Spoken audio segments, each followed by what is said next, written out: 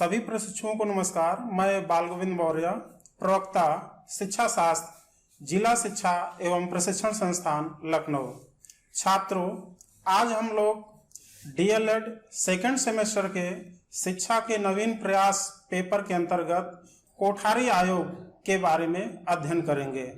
छात्रों, कोठारी आयोग 1964-66 के इस चैप्टर के अंतर्गत हम कोठारी आयोग का गठन, कोठारी आयोग द्वारा शिक्षा के राष्ट्रीय उद्देश्य, शिक्षा की संरचना, अध्यापकों की दशा, अध्यापकों का प्रशिक्षण, शैक्षिक अवसरों की समानता, विद्यालय शिक्षा का विस्तार, स्कूल पाठ्यक्रम, त्रिभाषा सूत्र, स्कूल निरीक्षण एवं कार्य अनुभव आदि इकाइयों के बारे में जानेंगे। तो सबसे पहले हम यह देख लेते हैं कि कोठारी कमीशन की स्थापना किस परिस्थिति में की गई थी। 1947 में जब भारत स्वतंत्र हुआ तो स्वतंत्रता के बाद भारत में जितने भी कमीशन इसके पहले गठित किए गए थे वह सब विदेशी कमीशन थे, अंग्रेजों द्वारा बनाए गए हमारे शिक्षा व्यवस्था थी। तो 1947 के बाद, आजादी के बाद पहला कमीशन डॉक्टर राधाकृष्णन की अध्यक्षता में 1948-49 में बनाया गया और राधाकृष्णन कमेटी ने उच्च शिक्षा के संदर्भ में उन्होंने बृहद सुझाव दिए जो एक अपने आप में अमूल्य रहा। 1952-53 में भारत सरकार ने डॉक्टर लक्ष्मण स्वामी मुदालियर की अध्यक्षता में माध्यमिक शिक्षा आयोग का गठन किया और उन्होंने माध्यमिक शिक्षा की दशा और दिशा और उसकी समस्याओं पर बृहद सुझाव दिए जो कि भारत सरकार ने बाद में स्कूली शिक्षा के संदर्भ में इम्प्लीमेंटेशन किया। 1964 में यह आभास होने लगा कि अभी तक जब भारत आजाद हुआ इसके बाद शिक्षा के सभी आयामों को एक साथ लाने के लिए कि उसको प्राथमिक शिक्षा, माध्यमिक शिक्षा, उच्च शिक्षा, व्यावसायिक शिक्षा, कृषि शिक्षा आदि सभी शिक्षा पर एक साथ इम्प्लीमेंटेशन करने के लिए एक ऐसी आयोग की जरूरत महसूस होने लगी कि जो सभी शिक्षा व्यवस्था पर एक समग्र सुझाव दे। तो 1964 ईस्वी में 14 जुलाई 1964 ईस्वी को शिक्षा आयोग का गठन किया गया और इस शिक्षा आयोग के अध्यक्ष डॉक्टर दौलत सिंह कोठारी जी बनाए गए, जो कि वर्तमान समय में वह विश्वविद्यालय अनुदान आयोग के अध्यक्ष भी रहे। 1961 ईस्वी में से लेकर के 1971 ईस्वी तक यूजीसी के अध्यक्ष पद पर रहे। उसके बाद दौलत सिंह कोठारी जी एक महान भौतिक शास्त्री भी रहे और उन्होंने दिल्ली विश्वविद्यालय में भौतिक शास्त्र के प्रोफेसर पद पे भी उन्होंने कार्य किया। इसके साथ ही साथ दौलत सिंह कोठारी जो भारतीय शिक्षा, जो भारत के प्रथम प्रधानमंत्री थे, पंडित जवाहरलाल नेहरू के वो शिक्षा नीति जो विज्ञान नीति में उसके एक महत्वपूर्ण मेंबर के रूप में रहे और साथ ही साथ 1974 में जो प्रशासनिक जो व्यवस्था को सुधार करने के लिए 1974 में एक रिव्यू कमेटी का गठन किया गया था। उस रिव्यू कमेटी में डॉक्टर दौलत सिंह कोठारी उसके मेंबर बनाए गए थे और उन्होंने सिविल सेवा सर्विसेज में व्यापक सुधार करने के संदर्भ में कई महत्वपूर्ण सुझाव दिए, जैसे आईएएस, आईपीएस, आईएफएस जैसे अखिल भारतीय सेवाओं के अलावा 24 अन्य ऐसी प्रशासनिक सेवाएं थी जिस पर उन्होंने जो क्षेत्रीय भाषाओं में लिखने के साथ ही साथ उसके सेंटर पूरे भारत में निर्धारित किए जाएं और इसके साथ ही उम्र सीमा में भी छूट दिया गया, जिससे गरीब, वंचित, अनुसूचित जनजाति के लोग भी उसमें पार्टिसिपेट कर सके, उनको भी व्यापक पैमाने पर जो है प्रशासनिक पदों पर बैठने के लिए अवसर दिया जाए। तो इसी को प्रशासनिक उनके कार्यों को ध्यान में रखते हुए भारत सरकार ने दौलत सिंह कोठारी को 1961 ईस्वी में पद्मश्री पुरस्कार से सम्मानित किया। बाद में 1973 ईस्वी में उनको पद्म विभूषण पुरस्कार से भी सम्मानित किया। तो इस तरीके से दौलत सिंह कोठारी का जो है सिर्फ शिक्षा के ही क्षेत्र में योगदान नहीं रहा, बल्कि शिक्षा के अलावा भी उनका प्रशासनिक क्षेत्र में और विज्ञान के क्षेत्र में भी उनको काफी अनुभव रहा।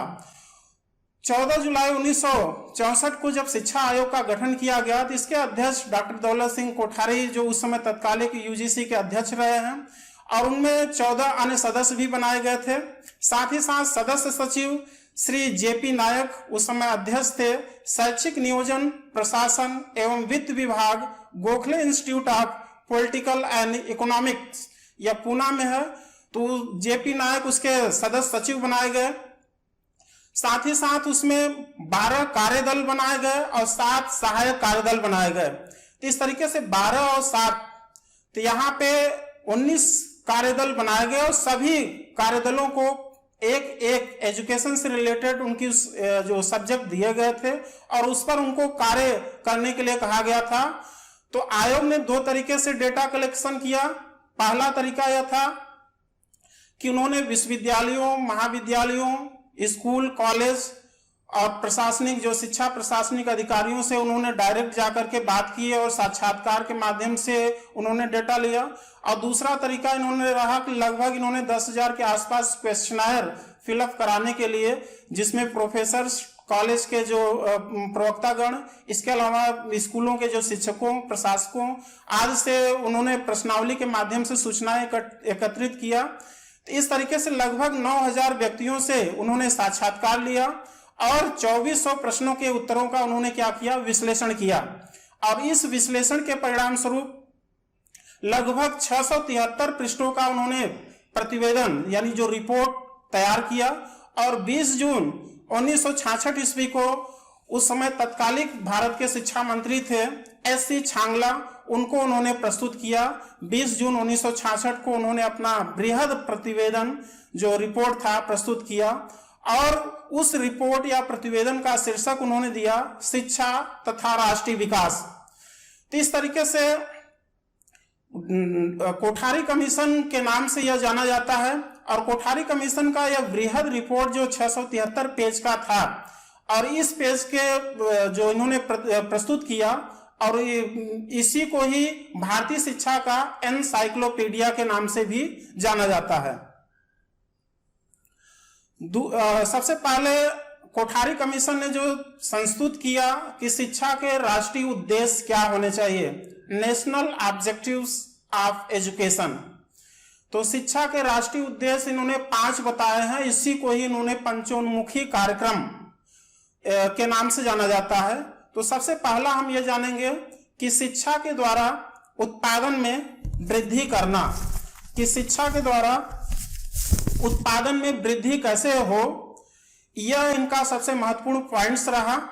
इसके संदर्भ में इन्होंने 4-5 एरिया के बारे में सुझाव दिया कि कैसे शिक्षा के द्वारा उत्पादन में, प्रोडक्टिविटी में इंक्रीज किया जा सकता है।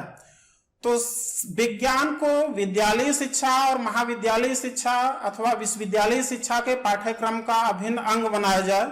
चूंकि साइंस ही एक ऐसा सब्जेक्ट है कि हम अगर स्कूली लेवल से लेकर के उसको यूनिवर्सिटी लेवल तक अगर हम एक करिकुलम में शामिल करें तो निश्चित रूप में छात्र वहां से स्कूली शिक्षा से ही अगर साइंस के प्रति उसका रुझान रहेगा तो वो आगे चल करके भी साइंस पढ़ेगा, तो निश्चित रूप में वहां पर प्रोडक्टिविटी बढ़ने की चांसेस होती है। दूसरी चीज, साइंस जो विज्ञान है, विज्ञान को कृषि और प्रौद्योगिकी की शिक्षा से इसको जोड़ा जाए।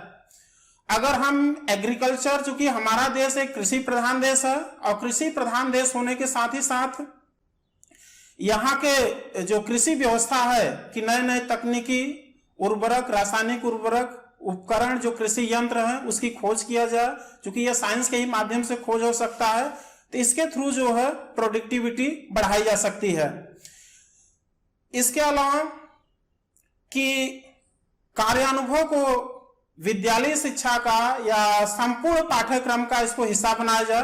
क्योंकि कार्यानुभव जो प्रत्यय या महात्मा गांधी के बेसिक शिक्षा से लिया गया है, या कोठारी कमीशन ने जो कार्यानुभव शिक्षा था इसको गांधी जी के बेसिक एजुकेशन से लिया था। और बेसिक एजुकेशन में उन्होंने विशेष रूप में 5वीं क्लास तक के बच्चों के लिए ही वो प्रावधान किया गया था और शिल्प आधारित शिक्षा की उन्होंने बात कही थी।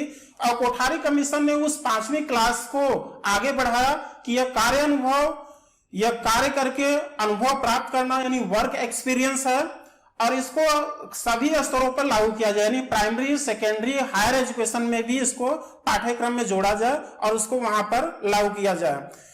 तीसरी चीजें इन्होंने बताया कि माध्यमिक विद्यालयों का ज्यादा से ज्यादा व्यवसायीकरण किया जाए। अगर हम माध्यमिक स्कूलों में +2 स्तर पे अगर जाएं, 11वीं और 12वीं स्तर पे, यानी 10वीं स्तर तक के जो बच्चे हैं, 10वीं क्लास तक के बच्चे, वह सामान्य विद्यालय शिक्षा के अंतर्गत आता है, लेकिन +2 में कम से कम 25% छात्र को वहां पर ऐसी शिक्षा दिया जाए जिससे वह कोई न कोई अपना व्यवसाय अपना सके। तो इस तरीके से शिक्षा के द्वारा उत्पादन में वृद्धि करना के अंतर्गत यह 3-4 पॉइंट्स इन्होंने बताए हैं।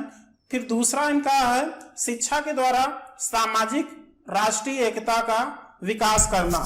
कैसे हम शिक्षा के माध्यम से सामाजिक राष्ट्रीय एकता का विकास कैसे करेंगे, तो इसके लिए इन्होंने सबसे पहला पॉइंट यह बताया कि सार्वजनिक शिक्षा के लिए सामान्य स्कूल जो सिस्टम है, कॉमन स्कूल सिस्टम की इन्होंने बात कही कि यह पूरे देश में यह लागू किया जाए। क्योंकि हमारे देश में कई तरह के स्कूल हैं, जैसे परिषदीय स्कूल, जो प्राइमरी स्कूल, जो सरकारी स्कूल है, पब्लिक स्कूल है, और इसके अलावा ICSE, CBSE, बहुत सारे ऐसे बोर्ड के स्कूल हैं जहां पर अलग अलग पाठ्यक्रम करिकुलम के माध्यम से वहां संचालित होता है। तो इस तरीके से इन सभी बोर्डों को मिला करके एक ऐसी व्यवस्था बनाई जाए कि सभी छात्रों को एक जैसी शिक्षा मिले, सभी छात्रों को क्वालिटी बेस्ड जो एजुकेशन मिले। तो इसका इन्होंने संशोधित किया। इसके अलावा इन्होंने कहा कि शिक्षा के सभी स्तरों पर राष्ट्रीय सामाजिक जो सेवा है, NCC, NSS कार्यक्रम संचालित किए जाए। जैसे विद्यालय स्तर पर NCC, NSS शुरू किए जाए, और महाविद्यालय स्तर और विश्वविद्यालय स्तर पर भी यह कार्यक्रम शुरू किए जाए। अब विशेष रूप में इन्होंने कहा कि निम्न माध्यमिक स्तर पे NSS का कार्यक्रम लगभग 20 दिन का उनका कैंप लगाया जाए, किसी ग्रामीण क्षेत्रों में, शहरी क्षेत्रों में, नगरीय क्षेत्रों में, वहां पर जाकर के काम करें, समुदाय में काम करें, ऐसी सामुदायिक समस्याओं पर को लेकर के काम करें जिससे लोग उससे जागरूक हो सके। इसके अलावा उच्च माध्यमिक स्तर पर कम से कम 30 दिन का उनका कैंप लगे। स्नातक स्तर पे कम से कम 60 दिन यानी 2 महीने तक का किसी गांव में, किसी ऐसी जगह पर उनका कैंप लगाया जाए, जैसे साक्षरता अभियान के संदर्भ में, स्वच्छता के संदर्भ में, कोरोना जैसे इस समय जो कोविड-19 महामारी चल रही है उसके संदर्भ में लोगों को जागरूक किया जाए। तो यह NSS के माध्यम से स्कूल स्तर पे, विद्यालय स्तर पे, विश्वविद्यालय स्तर पे यह व्यवस्थाएं लागू किया जा सकता है। इसके अलावा NCC के कार्यक्रम पूर्ण जो स्नातक स्तर पर लगभग 60 दिन का होना चाहिए। NCC यह सैनिक से शिक्षा की शुरुआती स्टेज माना जाता है।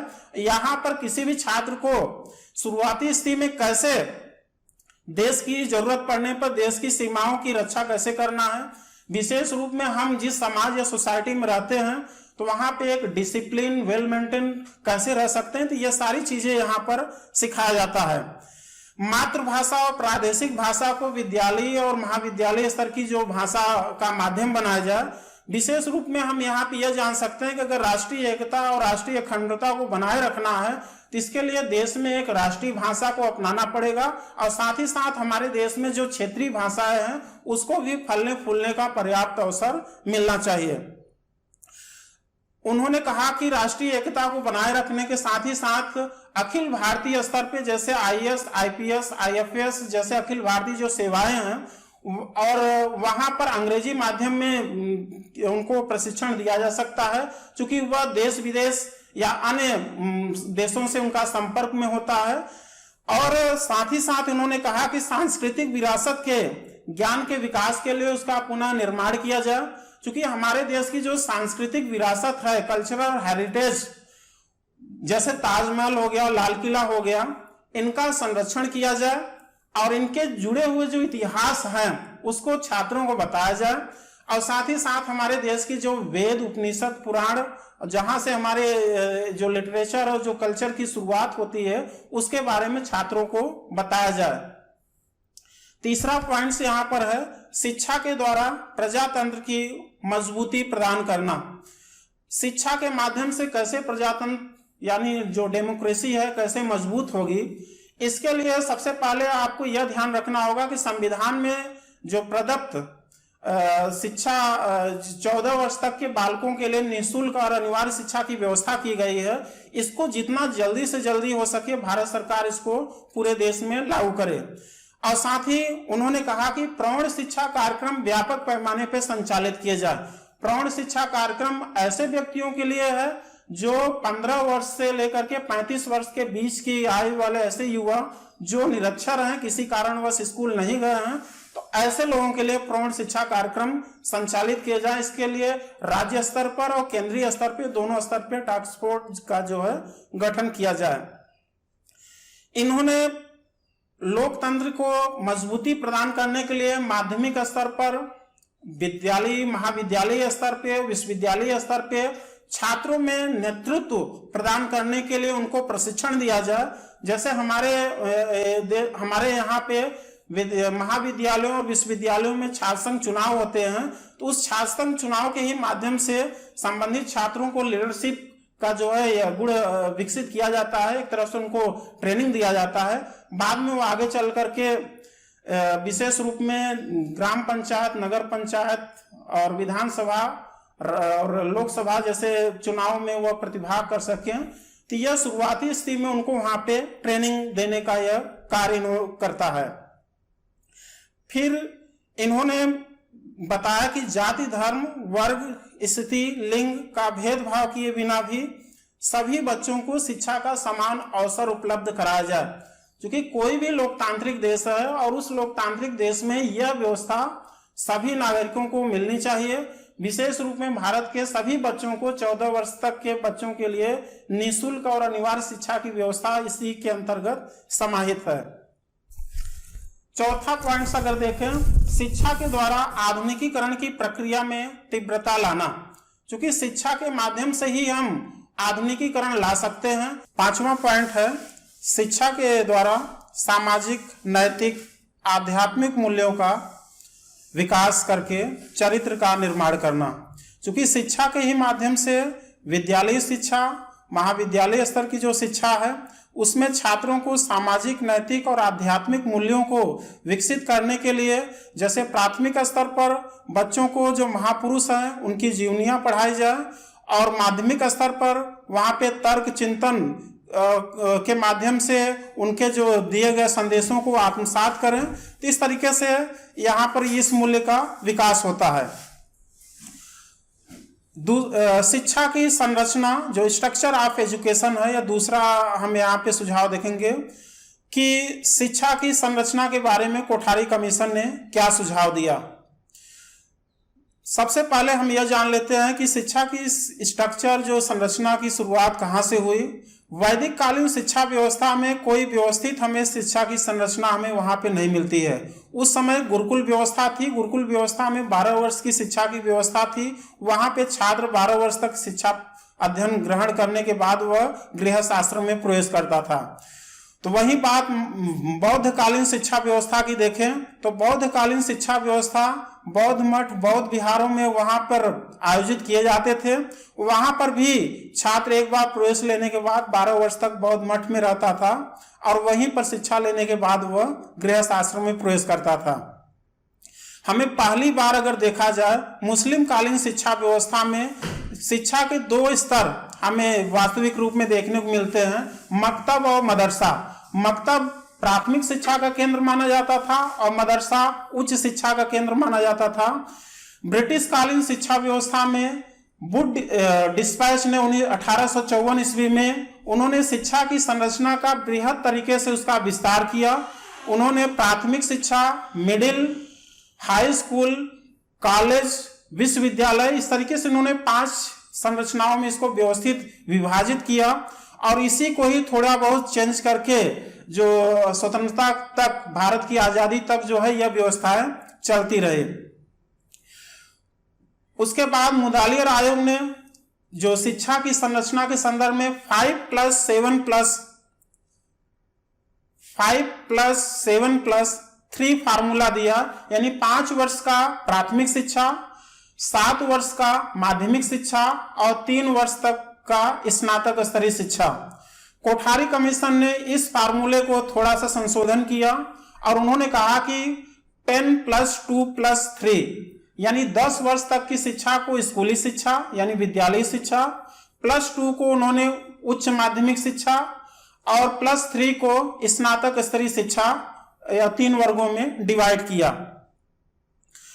सबसे पहले हम यह देखेंगे कि जो शिक्षा की संरचना थी, कोठारी कमीशन ने पूर्व प्राथमिक शिक्षा के बारे में इन्होंने 1 वर्ष, 2 वर्ष या 3 वर्ष की ऐसी व्यवस्था किया जाए कि यह पूर्व प्राथमिक शिक्षा या शिक्षा का जो औपचारिक शिक्षा का इसको महत्वपूर्ण अंग इन्होंने स्वीकार किया और यह कितनी इसकी अवधि होनी चाहिए, 1 वर्ष, 2 वर्ष या 3 वर्ष की यह अवधि इसको बनाया जाए। दूसरा इन्होंने बताया प्राथमिक शिक्षा यानी पहली क्लास से लेकर के 5वीं क्लास तक यानी यह 5 वर्ष की शिक्षा होनी चाहिए और उच्च प्राथमिक स्तर यह 3 वर्ष की शिक्षा होनी चाहिए। निम्न माध्यमिक स्तर यह 2 वर्ष की होनी चाहिए और उच्च माध्यमिक स्तर यह 2 वर्ष की होनी चाहिए, लेकिन यहाँ पे इन्होंने 2 शाखाएं बताई है, एक सामान्य शिक्षा के संदर्भ में और दूसरा व्यवसायिक शिक्षा के संदर्भ में। तो सामान्य शिक्षा के संदर्भ में इन्होंने यह सुझाव दिया कि जो बच्चे हायर एजुकेशन में पढ़ना चाहते हैं तो वह सामान्य विषयों को लेकर के पढ़ाई कर सकते हैं और जो बच्चे हाई स्कूल के बाद आगे कुछ अपना व्यवसाय रोजगार अपनाना चाहते हैं तो उनके लिए व्यवसायिक शिक्षा की जो स्कूल हैं वो ऐसे बनाए जाए। उसके बाद +3 या स्नातक स्तरीय शिक्षा है, या 3 वर्ष का होना चाहिए। तो इस तरीके से 10+2+3 का जो फार्मूला है तो यह लगभग 15 वर्षों की शिक्षा व्यवस्था की इन्होंने संरचना बनाया है कि पूरे देश में यह शिक्षा का जो स्ट्रक्चर एक समान होगा और सभी राज्य सरकारें इसी के अकॉर्डिंग अपने यहाँ शिक्षा व्यवस्था को लागू करेगी। कोठारी कमीशन का अगला जो रिकमेंडेशन है, अध्यापकों की दशा, status of teachers. Kothari commission जानते थे या कोठारी जी ने अध्यापकों की शिक्षा के संदर्भ में कि अध्यापकों की जो स्थिति को कैसे सुधारा जाए, तो उन्होंने कहा कि अध्यापकों की सामाजिक, आर्थिक और व्यावसायिक स्थिति में व्यापक पैमाने पर सुधार की आवश्यकता है। अगर हम एक अध्यापक को विश्व स्तरीय अध्यापक बनाना चाहते हैं तो उसके लिए हमें बड़े पैमाने पर इसमें सुधार की जरूरत है। तो सबसे पहले हमें अध्यापकों को बड़े पैमाने पर उनको अच्छी वेतन और सुविधाएं दिया जाए, उनकी पदोन्नति के लिए व्यापक पैमाने पर जो अच्छे टीचर हैं उनको समय पर पदोन्नति यानी प्रमोशन मिल जाए। इसके अलावा अध्यापकों के कल्याण से संबंधित बहुत सारे उन्होंने कार्यक्रम शुरू किए और उनके अलावा भी निवास स्थान से संबंधित जो भत्ते जो दिए जाए और साथ ही साथ अध्यापिकाओं की नियुक्ति के लिए प्रोत्साहित किया जाए, जिसमें महिला शिक्षिकाएं ज्यादा से ज्यादा या शिक्षण व्यवसाय को अपनाएं और साथ ही आदिवासी क्षेत्रों में काम करने वाले अध्यापकों को विशेष भत्ता दिया जाए, क्योंकि जनजातीय क्षेत्रों में कोई वहां पर टीचर जाना नहीं चाहता है काम करने के लिए। तो इसके लिए अगर स्पेशल वहां पर उनको कुछ प्रोत्साहन भत्ता दिया जाए और कुछ उनको प्रमोशन वगैरह में उनको छूट दिया जाए तो इस तरीके से वह आगे वहां पर अच्छा कार्य कर सकते हैं। शिक्षकों को राजनीति में भाग लेने और अपनी विचार व्यक्त करने की भी स्वतंत्रता होनी चाहिए, क्योंकि प्रत्येक शिक्षकों को लिखने पढ़ने के अलावा उनकी विचार अभिव्यक्ति की भी स्वतंत्रता मिलनी चाहिए। और साथ ही साथ शिक्षकों को सम्मानित किया जाए राज्य स्तर पर और राष्ट्रीय स्तर पर बहुत सारे ऐसे पुरस्कृत किए जाएं बड़े पैमाने पर, जिसमें प्राथमिक स्तर, माध्यमिक स्तर और उच्च स्तर के शिक्षकों का चयन किया जाए। सिर्फ उन्हीं शिक्षकों का चयन किया जाए जो वास्तव में अच्छे हैं और योग्य हैं। अगला है टीचर्स ट्रेनिंग, अध्यापक प्रशिक्षण। तो अध्यापक प्रशिक्षण के संदर्भ में कोठारी कमीशन ने सुझाव दिया है कि राष्ट्रीय स्तर पर और राज्य स्तर पर अध्यापक शिक्षा परिषद का गठन किया जाए, क्योंकि अभी तक अध्यापक शिक्षा का काम एनसीईआरटी देख रही थी।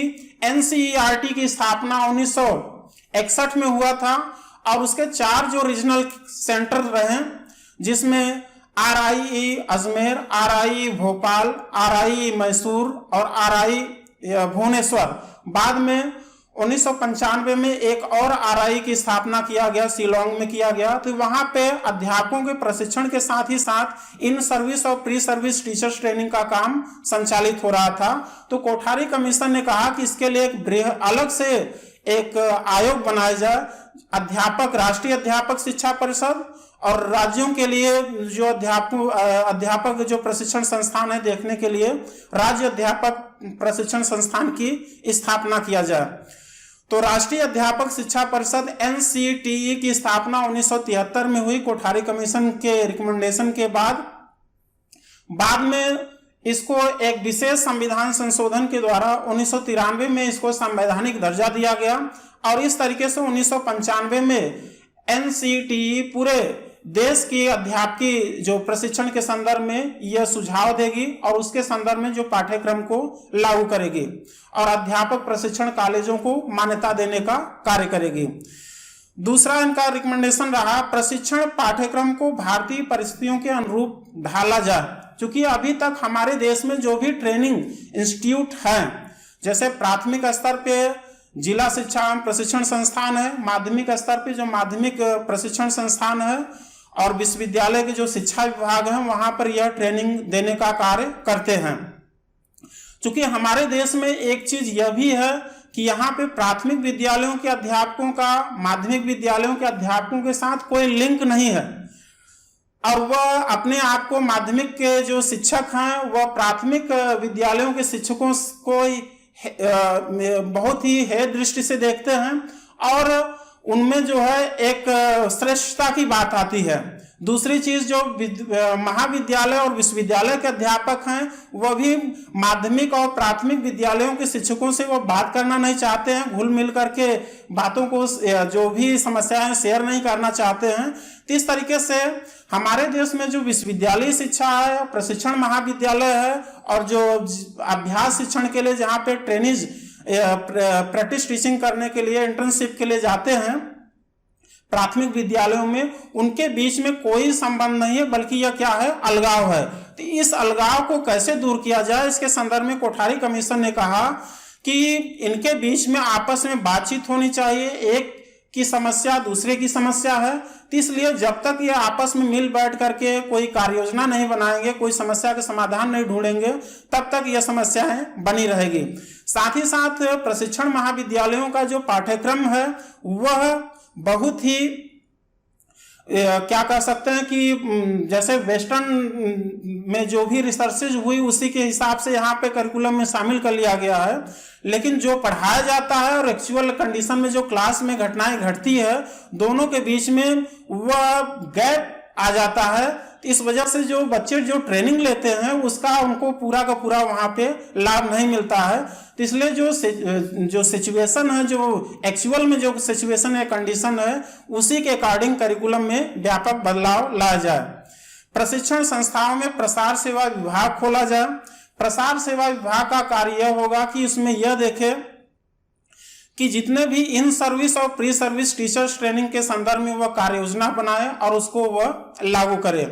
इसके अलावा अभ्यास शिक्षण है, यथार्थ अगर हम देखें इंटर्नशिप की व्यवस्था पूर्णकालिक अवधि के लिए होना चाहिए। जैसे अगर मान लिया जाए बीएड का पाठ्यक्रम 1 वर्ष का है, तो निश्चित रूप में 1 वर्ष में बालक या कोई भी व्यक्ति 20 लेसन प्लान या 40 लेसन प्लान बना करके वो पूर्ण शिक्षक नहीं बन सकता है, कि जब तक वो 4 महीने 6 महीने विद्यालय में रह करके कंटिन्यू अध्यापकीय कार्य को वो सीखे। तो इसके लिए पूर्णकालिक व्यवस्थित व्यवस्था हो, जो 6 महीने तक संबंधित छात्र विद्यालय में जाकर के वह इंटर्नशिप यानी अभ्यास शिक्षण का वह प्रतिभाग करे और वह अध्यापकीय कार्य को सीखे। प्रशिक्षण संस्थाओं में कार्यरत अध्यापकों के लिए ग्रीष्मकालीन रिफ्रेशर कोर्स शुरू किए जाए। यहाँ पे ग्रीष्मकालीन रिफ्रेशर कोर्स का आशय यह है कि जैसे जब विद्यालय मई और जून में क्लोज होते हैं, बंद होते हैं, तो उसका पूरा का पूरा लाभ उठाना चाहिए कि इसमें शिक्षकों को नई नई जो शिक्षण विधियां हैं, पाठ्यक्रम में जो नए नए आयाम जुड़ रहे हैं, उसको वहाँ पे रिफ्रेशर कोर्स के माध्यम से शिक्षकों को बताया जाए, जिससे उनकी शिक्षण दक्षता क्या हो सके, बढ़ सके।